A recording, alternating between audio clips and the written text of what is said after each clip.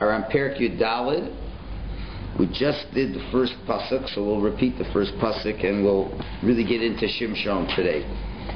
Perek Yud Daled, pasuk Aleph. Vayered Shimshon Timnasa, and Shimshon went down to Timnas. Vayar Isha, he saw a woman betimnasa mibenos Plishtim, from the Philistines. So pasuk Bey, he didn't talk to her, he didn't do anything, he just saw her. Pasuk Beis, Vaya'al Vayaged La'aviv Limo. He went up and he told the following to his father and mother. He told about it. Vayomer, and he said, Isha Ra'isi betimnasa mibenos Plishtim. I saw a woman in Timnos from the Philistine women. Va'ata k'hu osa li le'isha. And now take her to me as a woman. In other words, he wants to get married to her. So make a shidduch for me.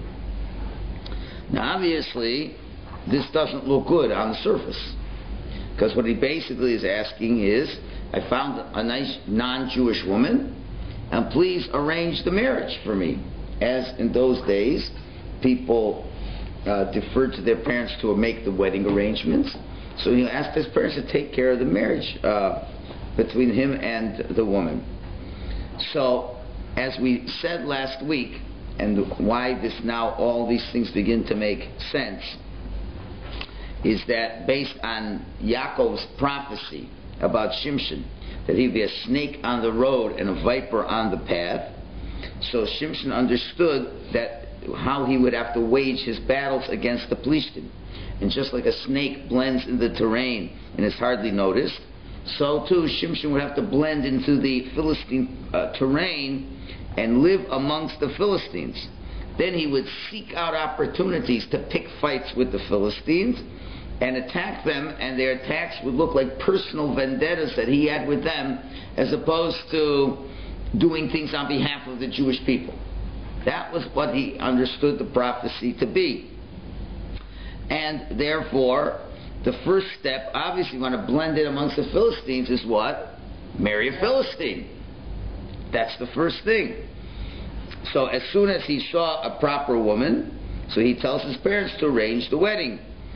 So in effect, what he's telling his parents is, now I'm ready to start my career as predicted by the angel. I have to fight against the Philistines. However, my fighting has to be different than the classical fightings. And certainly the parents understood that Shimshon was a great tzaddik. And it's interesting, the commentaries mention, when he said the words over here, V'ata now kechu osa li leisha, take her to me as a wife.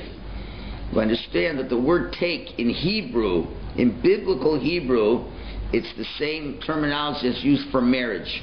Because it says in Sefer Dvarim, Perek Chav Daled, pasuk Aleph, it says, Ki yikach ish es isha, when a man will take a woman. And there is a specific referencing to marriage. So obviously we're talking about taking and in marriage, and we're talking about a halachic marriage. A halachic marriage can only take place between two people in Judaism that are permitted to be married to each other. If a man wants to live with a non-Jewish woman, he can live with her if he decides to, but in Jewish law, he's not considered married to her. We wouldn't use the biblical word kach, yikach, to take, means to take as a wife according to Jewish law, which this would not apply between a Jew and a non-Jew. And therefore, obviously, if he's saying the word yikach, he's making reference to the fact that I plan on having her be converted. So this was, he had to do it. Even if he's blending in, he has to do things in a kosher way. So now this leads us to another issue. And what's the problem? How sincere can this conversion be? And this becomes an issue. A person wants to become a convert, right? It can only be because the person wants to be a Jew for no other reasons, no ulterior motives, but altruistic reasons, is that they want to feel close to Hashem and be an ambassador for Hashem in the world. So, if in this case over here, it would appear that the motivation for a woman, a Philistine woman, to marry a Jewish man, Shimshon, to convert, was because she wanted to marry Shimshon. So, therefore, that would cause a problem, right? Then it would be an insincere conversion. So how does Shimshon get around this problem? So if you look carefully at the verse, you see how he does. Why? He didn't speak to her. He didn't go out on dates with her. He probably, I imagine, was a handsome fellow. I'd imagine a young, handsome fellow. And as all Jewish men are handsome fellows, right? And Jewish women are beautiful women. So he doesn't speak to her and told the parents to make the arrangements.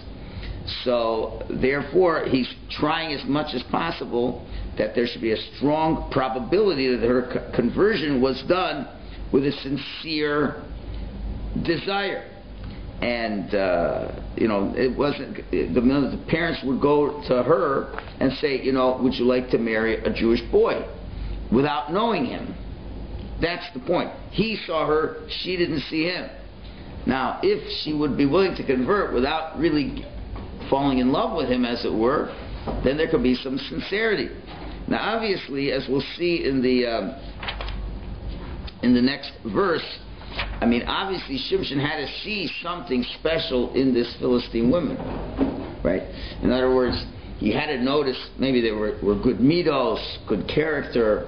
The odds are you might be able to find one woman of all the Philistines who may not like this lifestyle that they have. After all, it is a very immoral lifestyle. And you might find one decent person amongst them who just doesn't like it. And if approached, would be, the answer to their private prayers, perhaps. And that's part of what was going on over here. Now, obviously, if a Philistine woman would want to convert to marry a Jew that she really doesn't even know, especially since this was a period of time where the Philistines prosecuted the Jews, then we would be more inclined to assume that the conversion was done for altruistic reasons. Remember, we've already been told the Philistines are prosecuting the Jews. They're making problems with the Jews. So it's not a great period of time to become a Jew. So if she's willing to convert, and it's not really because she knows Shimshon, so these older Jewish people come to you and say, listen, would you like to marry our son and you want to be part of the Jewish people, then there is a greater probability than not that her conversion would be proper. Nevertheless, the Rambam writes that the conversion was yet done for ulterior motives, and the Rambam has a whole discussion. And on the one hand, he says, you shouldn't think that Shimshon, the savior of Israel, and King Shlomo HaMelech, for that matter, who's called God's friend by the Navi, married non-Jewish women who weren't converted to Judaism. Don't think that for a minute. But still in all, the timing for certainly of Shlomo was in a period where the Jews were in a very good position. And it would be hard not to believe that there were ulterior motives. And therefore the Rambam says converts were not accepted during the days of David HaMelech and Shlomo HaMelech, because if the non-Jew converted Judaism, there probably were ulterior motives. So at the end of that whole Rambam, he says at the end that Shlomo converted women and married them, and similarly Shimshon converted and married one, and then at the end he says, and it is known that they converted only because of ulterior motives. So in other words, now we're not going to get into Shlomo HaMelech. That's a whole different kettle of fish that I don't want to go there today. But it would seem, from the Rambam at least, that Shimshon felt that he could convert her for altruistic reasons, but ultimately she did it for ulterior motives. And this can already begin the downfall of Shimshon, as it were. So, and that's always a question with converts. It's very hard to know, are they sincere or not? The problem being, it's all in their hearts. And nobody can read someone's heart. And people can be sincere, and people can feign sincerity. Or more than that, the person himself or herself could think they are sincere in their own mind, but really aren't. People fool themselves. So it's a tough job on a beis din to do, and it's all kinds of legal questions. But usually the only way you really know if it was a sincere conversion or not is you'll know 10 years later. You'll know 10 years later when life goes on, and then they suffer the sufferings of life like every Jew does, and you're pitted up against having to have bitachon in Hashem or not, and things don't go your way. Then we'll find out how sincere it was, and it could be too late sometimes. But that's the situation with Shimshon over here. So that at least we understand what at least he was trying to do, what he was accomplishing to do, and if indeed it happened, the Rambam's view is that they converted for not proper reasons. Pasuk Gimel. So Vayomer lo avi ve'imo, and his father and mother said to him, Ha'ein bivnos achecha uvechol ami isha, isn't there within the daughters of your brothers and amongst all my nation a woman? In other words, can't you find a Jewish woman to do this? Okay, aren't there any Jews? Point number one. And point number two is atoholech lokachas isha mi plishtim ha'arelim, and you have to now go to the plishtim, which are our enemies. But not only our enemies, they add the word, and it's the only tribe, the only nation you'll find this pejorative, ha'arelim, the uncircumcised. Because, as we've said throughout the book of Shoftim, the issue with the Canaanite nations is that they were immoral. But the Plishtim, as they say, take the cake. They are mamish called arelim, uncircumcised. So that's a very strong wording. So it's like a triple argument. Can't you find a nice Jewish woman? The Plishtim, they are our enemies after all. And more than that, they're non-Jews, and they're like the polar opposite extreme of what a Jew is. A Jew is supposed to be a holy people, and these are such unholy people. So this is what you're planning? So this was the arguments of the father and the mother. Vayomer Shimshon el Aviv, and now Shimshon says to his father, he's only responding to his father. It seems, as you'll see, if you look subtly through the psukim, him and the father, seem to make the decisions, and the mother not, and that might not always turn out good for Shimshon.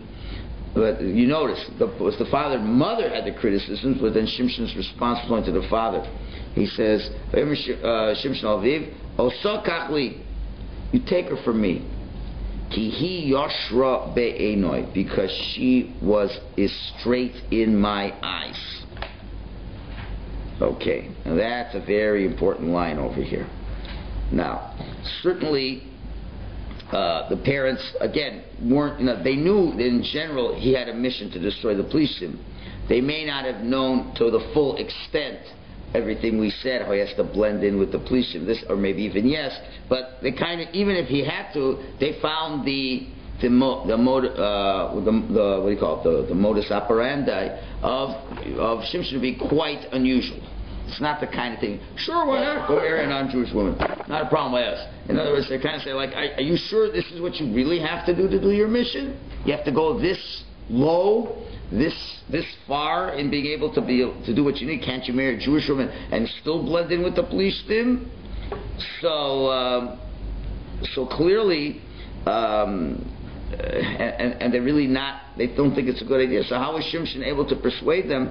So what's his argument? Very short argument. He says, Kihi yashra be'enai, she is upright in my eyes.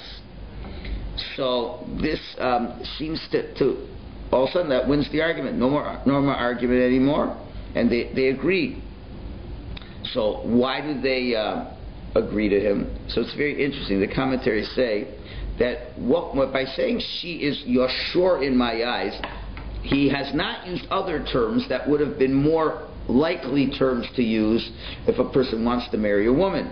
He could have said, what's the classical biblical usage that's used when somebody likes someone? It says, Motzachein be'enai. She has found favor in my eyes. That's the classical biblical way of saying, I like this person.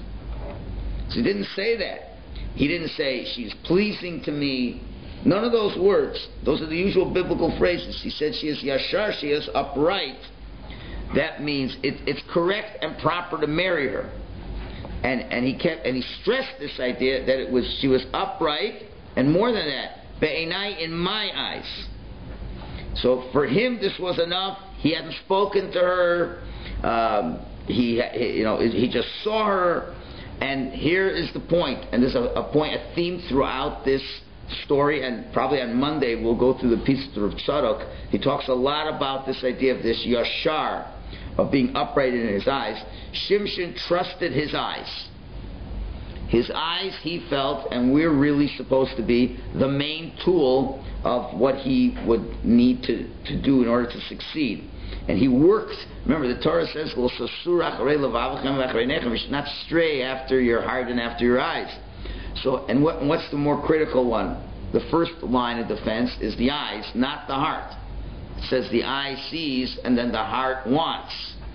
So obviously, it's the eyes that have to really be perfected. Shimshon worked his whole life to perfect his eyes. Again, he's been a nazir. He's been staying away from excess in life and things like that. And so he reached, as we've already said, he's reached the level of Ruach HaKodesh, divine spirit over him. So he assumed that he reached a level where all his emotions and all his desires were totally connected to the will of Hashem. So when he says that she was upright, he's saying she has the right personality of what I'm looking for to accomplish the goals that I need. And my eyes, I have special X-ray vision, and I can see, I'm not doing this out of lust, I'm not doing this out of passion. She is merely a tool to be used to kill Plishtim. And of all the ones, she's the one I feel, from what I see, and again, you can be sure if he had Ruach HaKodesh, he probably even had better eyes than the Chose of Lublin. Right? The Chose of Lublin was called the seer. Right? If anybody went to see the Rebbe, the Chose of Lublin, people were terrified to go to him. You walked in front of him, he looked right at your head, looked right at your face. He saw every transmigrated soul that went back to Adam Arishon. Okay? As known by people, one Rebbe who substituted for him, and he said, I'm going to give you my eye. Well, the Rebbe had to go away, and he asked somebody else to sub for him to be the Rebbe. So when people would visit him, he get up and says, how can I? I'm not the Chose. He says, don't worry, I'll give you my eyes. And when this other Rebbe came and he saw people come, he saw that face of the person in his eyes transformed many times till it came to Adam Arishon. And he was able to understand what was all that about that person. And that's the Chose of Lublin, which was not that long ago. So you can be sure that anyone who has Ruach HaKodesh has better eyes than the Chose of Lublin. So he was able to see very deeply. That's the idea. I could see her to the core. So, nevertheless, the Talmud says that Shimshon rebelled with his eyes, and proof is from this pasuk. And what do we know is the end of the story? Measure for measure, since he rebelled with his eyes, the Philistines gouged out his eyes. So obviously, there was a mistake made over here. Do you know how old he was? Since when are you interested in age? I'm trying to... you're the one who doesn't like numbers so much. I understand, it's such a... He's still not a punk. Right? I'm saying, it says Vayigdal, he grew up. Right. That's it in his 20s. Vayigdal Hanar, okay, he grew up, so... I don't know. I can't tell you. I don't know. No, I'm asking because the shear you gave about Yossi. Because sometimes in tzaddik, when they're in the teens. Oh, 17. Yeah. 17 and 18. It could be that he has. It's not fully developed. He has that. Maybe. Maybe that would be it. Maybe. Could be. Maybe he embarked on the career a little bit too early. Too early before he was ready. Again, I didn't see any of the commentaries discussing on the word Vayigdal Hana'ar, what that means. There's nothing on these basic commentaries. We'd have to dig deeper.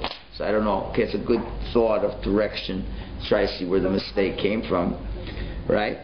But so the Medrash Tanchuma explains, and really the Talmud also explains this idea that he relied on his own judgment. And when a person relies on their own judgment, that seems to smack from a degree of arrogance. In other words, he's making an extremely important decision. You're making such an important decision in life, it would behoove you to consult with someone. And there was a Sanhedrin at the time, and he could have gone to the Sanhedrin and said, listen, I'm not sure what to do. I think this is the right plan. Tell me if it's the right plan. No different than David HaMelech, who, as much as Shimshon had tremendous eyes, David HaMelech also had amazing eyes. As we'll see when we learn about David HaMelech. And a big heart. And when he had to do certain things, almost all the time, he would ask Nasan Hanavi. He'd ask the prophet Nasan, is this the right thing to do? Can I do this? So that's a big difference. So that's issue number one. So if there's already a tinge of arrogance, so not so, and as the Radak will explain, that it could very well be that maybe he even made the right decision. It could very well be the right decision. You know, it's not necessarily where, well, he figured and this, and because he was arrogant, he didn't ask, and then he picked the wrong woman, and he made the wrong decision, and that got the problem. According to Radak, he made the right decision. She wasn't the right one. Of all the women to pick, that was the one to pick, and it was right to do this. The whole plan was right. But the fact that you don't ask, and there's that little tinge of arrogance, right? So that tinge, as time passes, becomes the seed for things to get a little worse, a little worse, a little worse. Okay? So a person who was, remember, there's a guy who's almost worthy to be the Mashiach. So when you're dealing with that kind of levels and those kinds of stakes, you don't have to make huge mistakes. Little mistakes are huge for the Messianic leader. So therefore, when you make this little mistake, a little tinge of arrogance, then as time goes on, it can become worse, and then he can start doing things for his own self-interest, and then that begins to enter into his thoughts. And we'll see as we go through the story where it's the slippery slope begins. If he would have asked the Sanhedrin, they would have shown that he has zero arrogance at all. Now, a lot of times you're absolutely sure you're doing the right thing, and you might be absolutely sure, but still, listen, when God was pretty sure when he wanted to create first man, pretty sure he knew what he was doing, still God consulted with the angels. Not that he needed to, but to say, even if you're absolutely sure, you can't be more sure than God. You can be more sure than God, and you can be sure that you're right if you're God. But God said, I'll still ask. So that's good. A lot of times I have in Shul, people email me, they say, this Kosher, I'm pretty sure what it is, but I just want to be sure I want to ask. And yeah, it's pretty obvious, but they ask. Okay, so you can know those are the people who are not arrogant. Those who are not arrogant, when you get those shots, I'm not saying others aren't also not arrogant, but that at least is a indicator of that. So, now, the Michalowicz says, for example, when he talks about purity of motives, he says, we know the mincha offerings, the meal offerings in the Beis HaMikdash, they're made out of a flour that was sifted. And we all sift flour, right? I don't know how many times Pillsbury sifts flour. Right? Red Roses, I don't know what the brands are. How many times they sift flour? But if you wanted to have something in the Beis HaMikdash, it'd be sifted 13 times.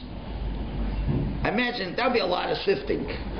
Right? Now, I can't imagine after 3 or 4 siftings what there still was to sift out. But, 13 is a lot.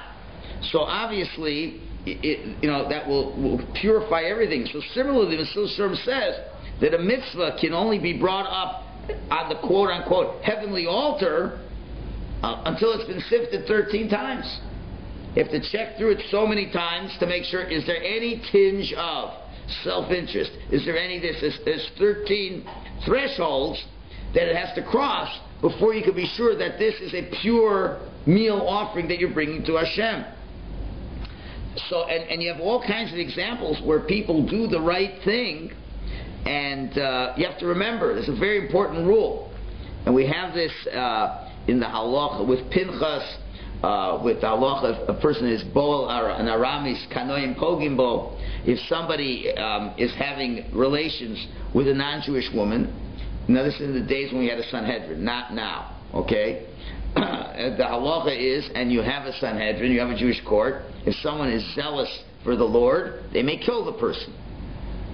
They may kill the person if you have no other way to stop them. It was a very, very strong law.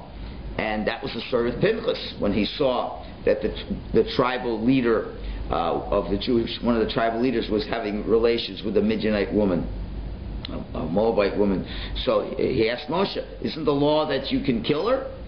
So Moshe says, yes, that's the law. So if you want to kill her, go right ahead and kill her. So, but there's a very important condition necessary. Because you have to remember, when you kill a Jew, it's like in cold blood. That's murder. Yeah, but the Torah said I'm allowed to. The Torah said I'm allowed to. Yeah, the Torah said you're allowed to. But how do we know that you're not killing him because you don't like him? In other words, when you do something where the action is bad and the only in the rare cases where the ends justify the means. Usually in Judaism the ends don't justify the means. But there are rare exceptions where the ends justify the means. Here you're murdering somebody. Now that is certainly wrong. But the fact is, if he isn't stopped, others will learn from him. And this will cause catastrophes to Jewish people. So the Torah says, okay, you're allowed to kill him. But if you're going to do it, it has to be without one tinge of self-interest. Because once there's one little degree that has to do with the mitzvah, then all of a sudden it's not a mitzvah anymore. And then it just comes down to good old-fashioned murder, which you're not allowed to do. So that's critical. So Rav Aaron Kotler, for example, discusses King Yehu, who's ordered by the Navi to kill out the family of the wicked King Achav and to eradicate all the idols in the land. And Yehu was commanded to do this. And Yehu carried out the order completely with one exception. He allowed the original golden calves that Yerubba put up to stay. He did everything else. He killed out the whole family. He destroyed all the idols. He did 99.9%. But the one thing he didn't do, he didn't knock out those original idols. So subsequently, Yehu was punished. What? For killing out the family of Achav, that which the prophet exactly told him to do. Why? Because the fact that he let those golden calves remain showed that the action he did wasn't done 100% for the sake of Hashem. Could be Yehu had some political differences, etc., etc. There could be something involved. So therefore, we have to apply all this to Shimshon as well. The act of marrying the Philistine woman was proper only if it was done 100% for the sake of the service of Hashem. If there's even one smidgen of self-interest involved, then that contaminates the entire. When you have whatever, like with the what do you call that, listeria disease, with meat, all these things, all these diseases. How much starts the disease? With like 1 million pounds of disease. This is one little speck, place. One little speck gets in, all of a sudden it grows. So the same thing over here. You just need one little speck. If you're davening and doing a mitzvah and you're not 100% focused on the davening, okay, you're still doing a mitzvah, so it's not such a great mitzvah. But if you're doing something that is an aveira, and it can only be justified if you have zero self-interest, then even a little speck is going to be a problem. So that was the little speck that he made the right decision and just didn't ask a second opinion. And that little speck eventually grows and makes problems. And this pasuk is the beginning of what he wants to do, but it's right at the beginning of the downfall. Right in the beginning. Right beginning to see the downfall that's happening. Then you wonder, I don't understand, what happened years later? He messed up and got into trouble and this and that, all these things. What happened to this great leader of promise? The mistake is right here. And that's what we said yesterday. Pasuk Al said, Vayeret Shimshon Timnasa. He went down. It was a yerida. It was a downfall for him because he ultimately didn't do it in the way that was meant to be done. Okay. Now, why did Hashem allow this to happen? I mean, that was his instructions. This is called free will choice. Free will choice. He didn't have a choice when he was told he's going to be a Nazarene. He didn't have a choice. Fine, but he should have asked for confirmation for what he wanted to do. But he had Ruach HaKodesh. Ruach HaKodesh, still, again, it's not 100% infallible, right? You definitely, and his, as we learned yesterday, it came and went, like a palm b'palm, it came and went, right? And still in all, even Moshe Rabbeinu had humility. With all the expertise and the knowledge and everything there's still an aspect of humility. And a human being is still fallible, no matter what. There isn't, as King Solomon said, there is no person on the planet who does not do good and yet sins. Right? There are only 4 people in the history of the world who didn't sin. That's a very small percentage. Right? And it says, the wording is not, there's no one in the world who doesn't sin. It says, there's no one in the world who does not do good and does not sin. It means to say, even in the good that you do, there can be sin. Now, that's a golden rule. So, and especially, this is like highly unusual. This is, whenever do you have in history that there was such a course of action? Never. So you're charting uncharted territory. You're going to uncharted territories. It's a good idea to ask someone's opinion. Well, not only that, but he did. I mean, he did ask his parents, and his parents. It's not. And his parents. The parents he didn't say, maybe I should. Okay, the parents. I mean, it's not like going to the best. But I'm saying, if they said no. They didn't say no. Well, they didn't say no. No, but they said, aren't there other Jewish women? They weren't happy with that. No, they're asking. I don't know if they're not happy. They're analyzing. They're saying, aren't there any Jewish women to do it? Do you have to go to the police station? Is this how far you have to go? So he says, listen, because because the answer, if they were really against it, the answer wouldn't be such a good answer. She's straight in my eyes. So she's straight in your eyes. Still married a Jewish woman. So they're kind of saying, like, how far does this have to go? And he says, listen, you understand, she's going to suit my purposes that I need. He says, okay. But the parents is not exactly the threshold level that you reach when you're making such important decisions. Right? So, okay, and the fact that they questioned it, right? Okay, so then it warranted maybe go get a second opinion. But you see, he directed it. You see, in those days still... Again, it seems he said to the father, and some of the mother didn't say anything. Again, maybe the mother had more to say, but again, in deference to the husband, once you see Shimshon is focusing the response to the father and not to the mother, and for her to butt in and give her opinion, again, maybe Shalom bias, she felt was important not to push her agenda in front of Shimshon for the husband, regarding the husband in front of Shimshon. Maybe she didn't want to do that. Be that as it may, this is already the kernel of the downfall. Yes, sir. Isn't the ulterior motive more incumbent on her than him? Like, she's the one who has to convert.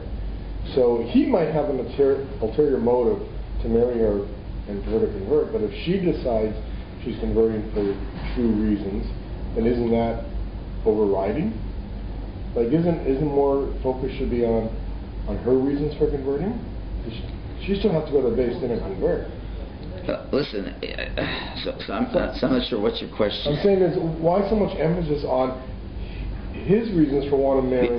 Because she's the one who has to convert, so therefore she'll just focus on what are her reasons. Let's be honest. Even if she converts, this isn't it cannot be an optimal conversion. This is not what we call an optimal situation here. But then if it's so obvious, why would the base then convert her? If Sanhedrin's around, why would they convert her? If they would see that okay, we understand you have a mission and Hashem wants you to do this, okay, we may allow it. We may allow it. Right?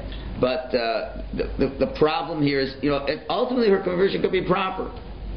But if there's but to an arrogant leader, that's going to be a problem. So let's say it was proper. It was proper. Like from her perspective. Let's say it was proper. But has he shown arrogance? Yeah, no question. Okay, that's the problem, right there.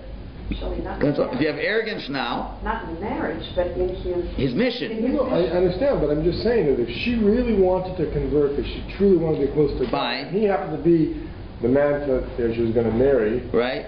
Then it should be okay. I mean, again, halachically it could be okay, but not hashkafically. In other words, he has a mission to do. In this mission, he can't have any arrogance in the mission. Once the kernel of arrogance begins, even if he has halachically fulfilled every requirement, it won't work down the line. He'll make other decisions based on his own arrogance, and then he'll start making wrong decisions. You understand? He needs to be the perfect one. He is going into a totally terrible environment. And to stay 100% pure in this environment, there can't be one problem with him. Even if she's fine, there can't be a problem with him.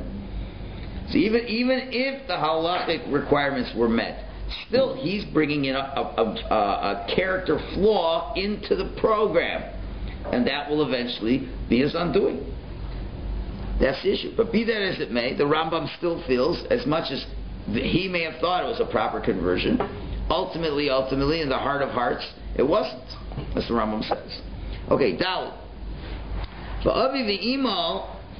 Now, again, the Torah, the Navi here is trying to outwardly tell us that Shimshon wasn't doing blatantly terrible hedonistic activities. And the father did not realize that this was all part of Hashem's plan. Again, they knew he was supposed to destroy the Plishtim. But all this about being the snake and the viper and blending in all that, already maybe that, they didn't know. He is looking for a soana, like a plot. He's looking for something to pick a bone, as it were, with the Plishtim. He's got to find that venue. And the Jews need salvation. Now it's interesting where we're throwing this line now. The next line. Uva Esahi, and at this time, Plishtim Moshlim be Yisrael. And at this time, the Plishtim are ruling over the Jewish people. So the Malbim explains exactly what we've been saying over here. He says, where is it over here? He says, the reason why the parents were against it originally is because they didn't know that this was from Hashem. That this would be the means for him to avenge against the Plishtim. And why Hashem didn't pick another way to do this. This answer is, why couldn't you pick a Jewish one to do this? And the answer is because the Plishtim were Moshlim Yisrael. The Plishtim were ruling. Now, no, there's two terms for ruling. One is to be a Melech, and one is to be a Moshel. And what's this in Melech and Moshel? We said already. Melech is a king that the populace wants. A Moshel is a tyrant who rules over, and people don't want them to rule. So the Plishtim were Moshlim, they were ruling over the Jewish people. And if he would make problems against the Plishtim, and it looked like it was a Jew against the Plishtim, and it was a religiously based fight against them, so the Malbim says they would pour their wrath out against the other Jews. So since the Plishtim were ruling over the Jews, so he caused that the anger between Shimshon and the Plishtim will be because of the wife. It'll be a personal vendetta. And again, to the Plishtim, there's not going to be a public proclamation of her conversion. It was going to be done discreetly. All they see is Shimshon marries a non-Jew. He ain't loyal to his religion, that's for sure. And as we'll see as the story goes on, he blends in very well with these Plishtim. And then he uses the wife to be, and in history we know this has been very true, wars have been fought over women. We know this. So therefore, she becomes the woman who wars are fought over. And that's it. And they understand he's fighting against these people because of this woman. So he needs to find that isolated issue that has nothing to do with the Jewish people. And he gets upset with people, because of his Philistine wife. It's personal issues, and they understand it all. It's a personal issue. So if Shimshon kills people because he's mad at what they did to his wife, right? So what was going to help to kill Jews? That was the whole idea. So since the Philistines were ruling over them, that's what he had to do, right? So therefore, the plan is all right, and everything really is right, because it was 99.9% correct, but that one little percent. That's where it starts, and unfortunately, that's where it ended. Okay, we'll continue this next Monday.